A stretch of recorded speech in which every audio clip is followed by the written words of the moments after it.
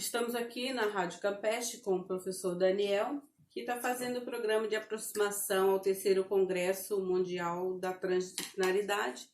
E hoje a gente vai discutir um pouco sobre a Carta da Transdisciplinaridade, que vai ser amanhã, né? Vai ter um evento, né, professor? Vai ter um evento de comemoração do tempo que essa carta já foi promulgada. E o professor vai nos falar, então, dos tópicos dessa carta. Ok, Marta, agradeço muito aí toda a sua participação nesse processo, né? Esse eu acho que é o nosso,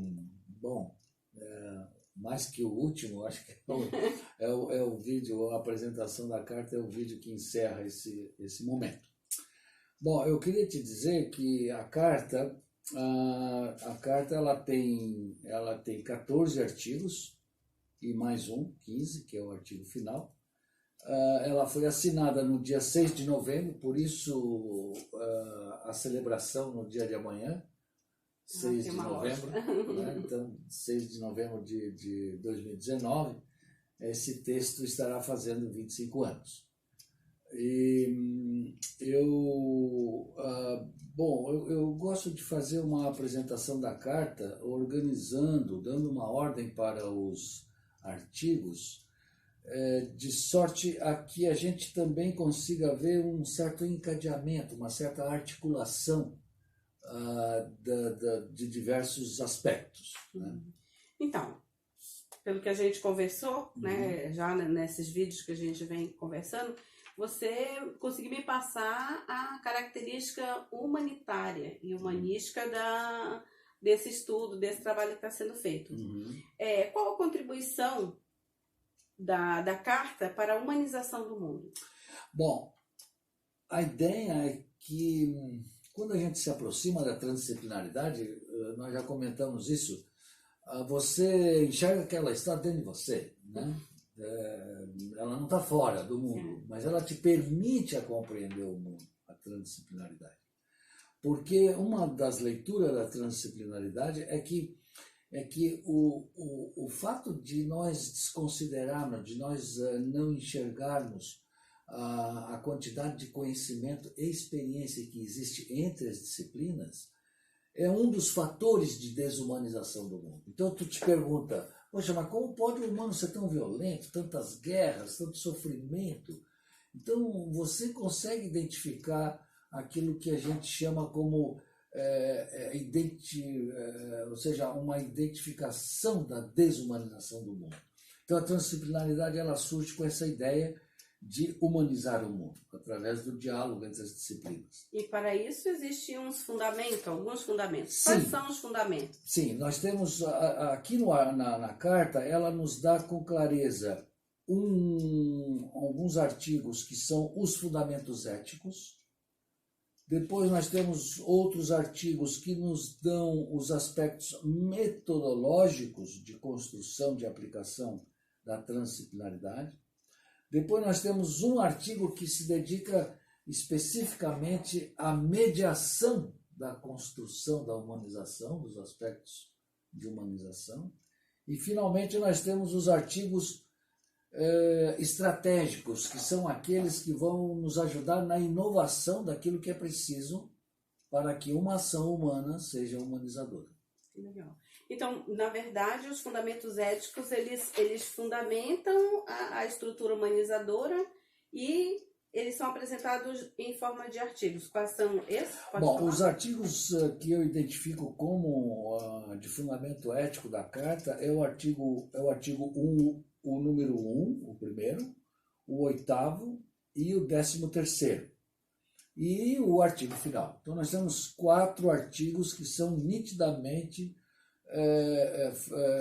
explicitam a ética. No artigo 1, por exemplo, ele vai dizer numa forma negativa, ou seja, que é incompatível com a visão transdisciplinar, mas nós podemos trabalhar aqui de forma positiva, ou seja, afirmativa. Ele vai dizer que a transdisciplinaridade assume a emoção, a ética da irredutibilidade do humano.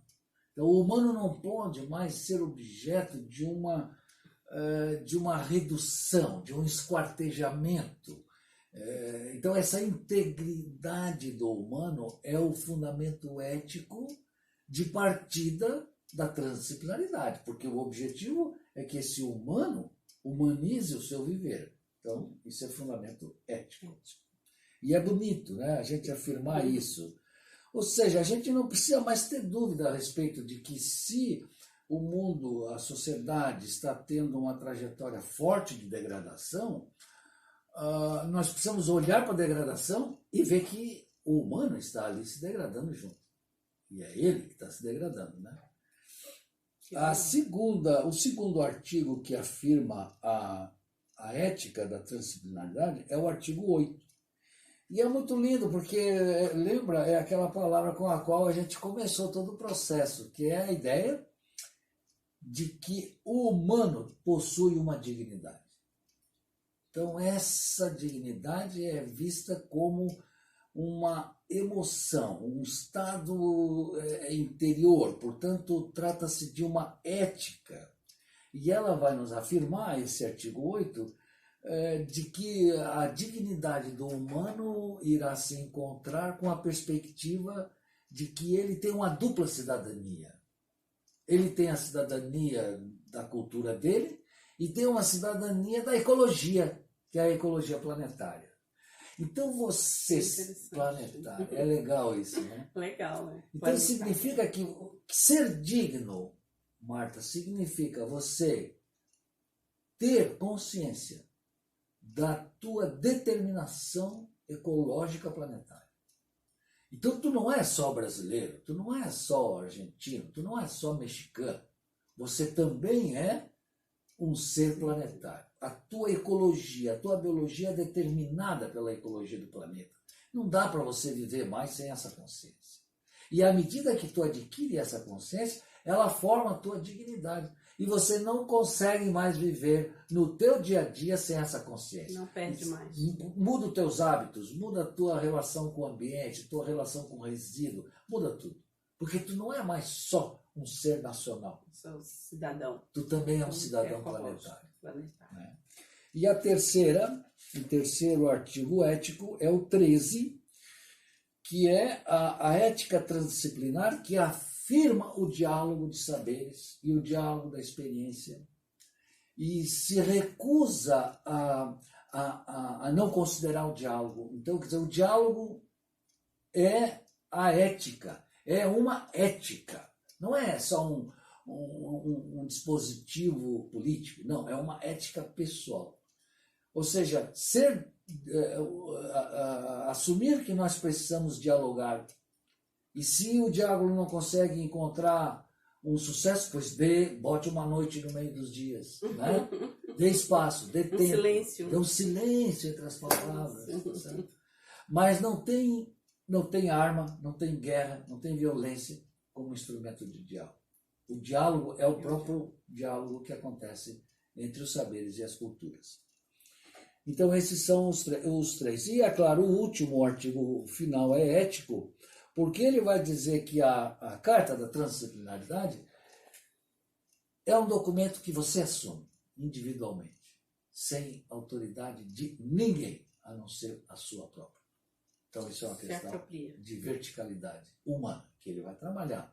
O Basarab vai trabalhar esse princípio, né, da verticalidade do humano perante o mundo. Então, a carta, tu assina essa carta, é um ato exclusivamente teu.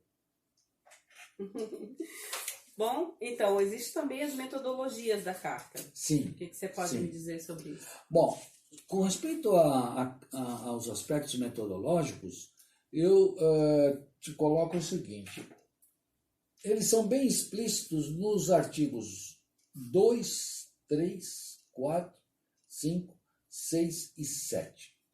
Bom, é o grande corpo dessa primeira parte, da metade, vamos assim, da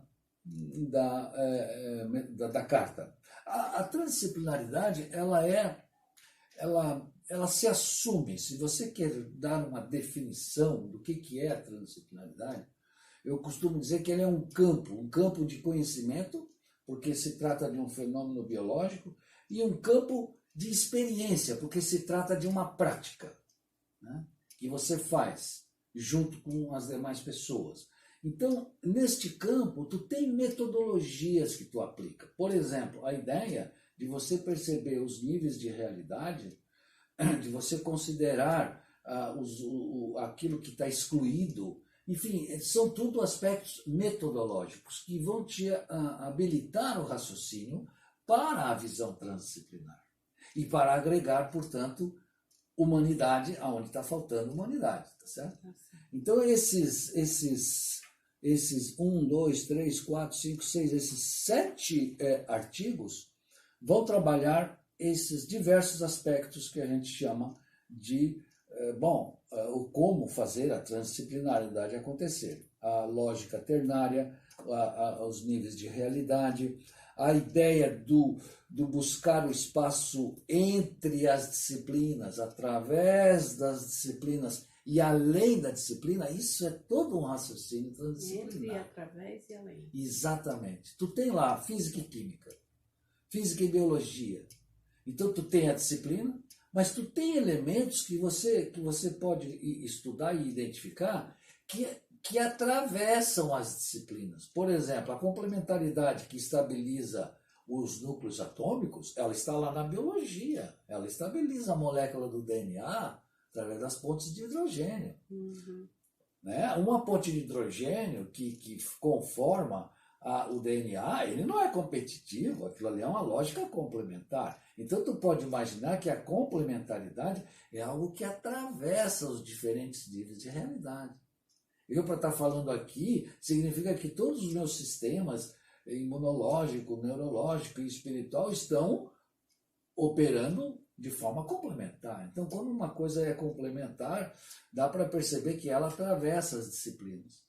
Aquilo que está entre as disciplinas, aí é um espaço que geralmente o conhecimento disciplinar não alcança. Mas nem por isso ele deixa de existir. Deixa de existir. Importante. Então, exatamente. A disciplina, na transdisciplinaridade, a disciplina é o tijolo. Então não é o fundamento. Não é descartada. Absolutamente. Não existiria transdisciplinaridade sem as disciplinas. Então isso é uma coisa legal também, que as pessoas às vezes têm dificuldade de compreender. A transdisciplinaridade, ela não quer desconstruir nada do ponto de vista disciplinar. Ela quer construir pontes de diálogo. Né? E depois a questão do além é muito pedagógica essa palavra, ela não quer dizer nada fantasmagórico. Não, além. Não. Ela quer dizer futuro, futuridade. Ou seja, para nós humanizarmos um processo ou criarmos a humanização de um processo, seja de economia, de política, de religião, nós temos que ir no futuro, nós temos que ir além. E depois voltar com essa ideia. Então, o além significa ir além da disciplina. A disciplina ela não resolve o futuro sozinha, entende? Então, isso é uma metodologia. Bem interessante. Então, nesses últimos artigos, todos você verá que são aspectos metodológicos de habilitação, né? De habilitação de um ser que já se vê transdisciplinar. Sim. E quais as sugestões de estratégias de humanização que a carta vem trazer? Eu te digo o seguinte, antes de abordar os estratégicos, eu queria te destacar um artigo, que é o artigo, assim que eu diria para ti, que está ali meio que no miolo, mas é em torno dele que toda a carta gira, que é o artigo 14. Que é o artigo que vai dar os critérios de mediação da transição. Ele não é nem ético, nem metodológico. Não. Ele é mediador. Eu diria que ele é estético, vamos dizer assim. Ó. Entre a ética e a estratégia, tem o espaço da estética. Exatamente. Então, o artigo 14 é onde então você faz o giro, faz o movimento. Seria, digamos, o plexus, né? Que você gira o corpo da transdisciplinaridade. E ele vai nos dar, então, aquelas 3 palavrinhas muito marcantes do texto do Basarabi, que é o rigor, a abertura e a tolerância. E a gente inverte isso, né? Porque primeiro é a abertura, depois a tolerância e depois o rigor. Porque como o rigor é o elemento mediador da linguagem, então a gente deixa ele por último, né? Então primeiro nós temos que estar abertos às novas ideias, abertos aos saberes. Depois nós temos que ser tolerantes com o diferente, com a religião. Meu Deus, a gente pensa diferente? Tudo bem, senta aí, vamos conversar, não tem problema, né? Então a tolerância é uma coisa fundamental, ela tem que ser conversada para a gente entender melhor o que significa isso, né? Inclusive o que fazer com os intolerantes. Isso é uma coisa. Essa é uma tarefa. Claro, porque o mundo está cheio de intolerantes, né? E finalmente, então, bom, esse é o artigo 14. Com respeito aos artigos estratégicos, eles são os de número 9, 10, 11 e 12. Esses 4 artigos, eles vão nos dar o grande desafio que as novas gerações, e nós, todos nós, precisamos focar, que é a inovação. Nós precisamos inovar em termos de raciocínio transdisciplinar, do ponto de vista da educação, do ponto de vista da cultura e do ponto de vista da economia. A educação, a cultura e a economia, elas precisam ser umedecidas pela questão de serem instrumentos humanizadores. Aqui está o núcleo crucial da transdisciplinaridade. Nós precisamos de uma economia que deixe de ser indiferente à natureza e às pessoas, pelo amor de Deus. Isso aí tá careca de saber. Nós precisamos de uma educação que seja integral, que abrace as crianças, que abrace os jovens. Não pode ter jovem perdido, abandonado na sociedade. Como é que pode a gente não cair a ficha, cara? Tu não pode abandonar os jovens. E terceiro, tu tem que abraçar a cultura como um espaço de realização da felicidade pública. Como é que nós vamos ser felizes escondido, fechado dentro das nossas casinhas, dentro dos nossos aplicativos? A felicidade é pública, no sentido de que a minha felicidade individual tem que encontrar a sua. E nós dois temos que se olhar, cada um com as suas... Feliz pelo outro. Feliz pelo outro, ser também. Ter a condição de ser feliz. Então, esses artigos, o 9, o 10, o 11, é o que a gente chama de artigos estratégicos. É aquilo que a carta nos motiva a fazer no sentido da humanização desses espaços que hoje estão esquecidos da humanidade. E não precisa de ferramentas novas, acho que tem aí, dão conta. As disciplinas, Tu diz... Não. Tu diz as ferramentas... Não, acho que não, precisa. Todo dia está surgindo novas disciplinas. Nós precisamos de organização. Se tu entender a disciplina como a organização de um conhecimento novo, né? Esse é um fenômeno que vai estar acontecendo, não é para proibir, ou não. Isso vai acontecer. É para somar. Mais inovar. que somar, é para inovar mesmo, entende? Com o foco na humanização do processo. É isso que vai mudar, entende? A economia, claro que nós vamos precisar sempre de economia. Pessoas precisam trabalhar, vender, comprar, e tu precisa de dinheiro, o dinheiro faz parte, é uma energia.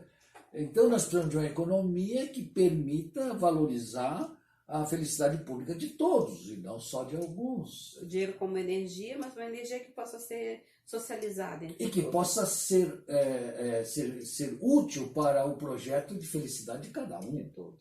E não pensar que o dinheiro é o que determina a felicidade de uma sociedade, que o mercado tem a capacidade ética de construir. Meu Deus! E também está na visão de uns, né? Claro. Para todos. Para todos. E aí a transdisciplinaridade, eu acho que tem que questionar isso, né? Claro. Abrir a parte do diálogo para a gente inovar com essas ferramentas. E ela traz essa perspectiva da felicidade. Afinal, para que tu vem ao mundo?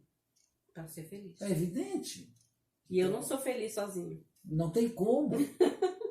E tu sabe disso porque tu tem filhos, tu tem netos. Com certeza. Então não tem como você ser... Tu tem um futuro, né? A pessoa que acha que pode ser feliz sozinha, ela tá, né, não tá legal, né? Tá desconectada Tá da sua ecologia. Tá desconectada. E do futuro. E do né? futuro. Obrigado, professor. Eu que agradeço, Marta de Lima. Muito obrigado por tua atenção, pelo teu tempo. Obrigada a você E por me vamos... trazer essa inteligência, essa oportunidade Sem de dúvida. debater isso. Um grande abraço.